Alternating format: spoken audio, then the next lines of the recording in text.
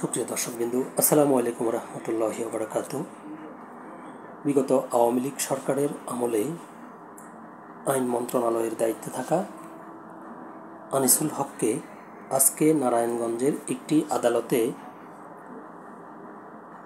কিল ঘুষি মারা হয়েছিল।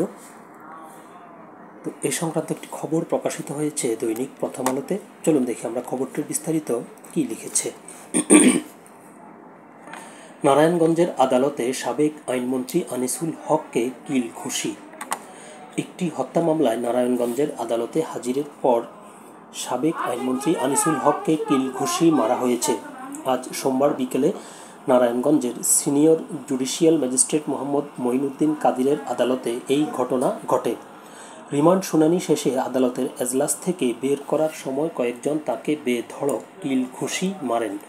এ সময় আদালত, পুলিশ ও ওই হামলাকারীদের বাধা না দিয়ে বরং আনিসুল হককে নিয়ে দৌড়াতে থাকেন। কিছুক্ষণ দৌড়ে দ্রুত তাকে প্রিজন ভ্যানে তুলে দেন। এই বিষয়ে নারায়ণগঞ্জ আদালত পুলিশের পরিদর্শক মোহাম্মদ কাইয়ুম প্রথম আলোকে বলেন, সাবেক আইনমন্ত্রী আনিসুল হককে সোলাইমান হত্যা মামলায় সিআইডি 7 দিনের রিমান্ডের আবেদন জানালে শুনানি শেষে আদালত 4 দিনের রিমান্ড মঞ্জুর করেছেন। আদালতের এজলাস থেকে বের করার সময় কিল ঘুষি প্রসঙ্গে জানতে চাইলে তিনি বিষয়টি নাকচ করে বলেন, তাকে কেউ কিল ঘুষি মারেনি, তবে কিছু আইনজীবী হুজুগে জোয়ার তুলেছিলেন। শুনানি শেষে তাকে আবার ঢাকা কেন্দ্রীয় কারাগারে ফেরত পাঠানো হয়েছে।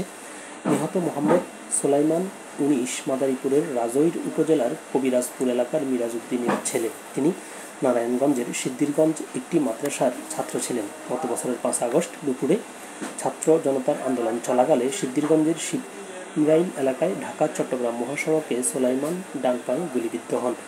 পরে ওই দিনই বিকেল 4:30টার দিকে ঢাকা মেডিকেল কলেজ হাসপাতালে নেওয়ার পর তিনি মারা যান।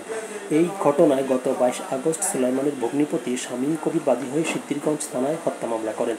মামলায় সাবেক প্রধানমন্ত্রী শেখ হাসিনা, সাবেক আইনমন্ত্রী আনিসুল হক, সাবেক সমাজকল্যাণমন্ত্রী দীপু মনি, সাবেক ডাক, টেলিযোগাযোগ ও তথ্য প্রযুক্তি প্রতিমন্ত্রী জুনাইদ আহমেদ, নারায়ণগঞ্জের সাবেক সংসদ সদস্য শামীম ওসমান, জেলা আওয়ামী লীগের সাধারণ সম্পাদক আবু হাসনাত, মহানগর আওয়ামী লীগের সাধারণ সম্পাদক খোকন সাহা সহ 51 জনের নাম উল্লেখ এবং অজ্ঞাতনামা আরও অনেককে আসামি করা হয়।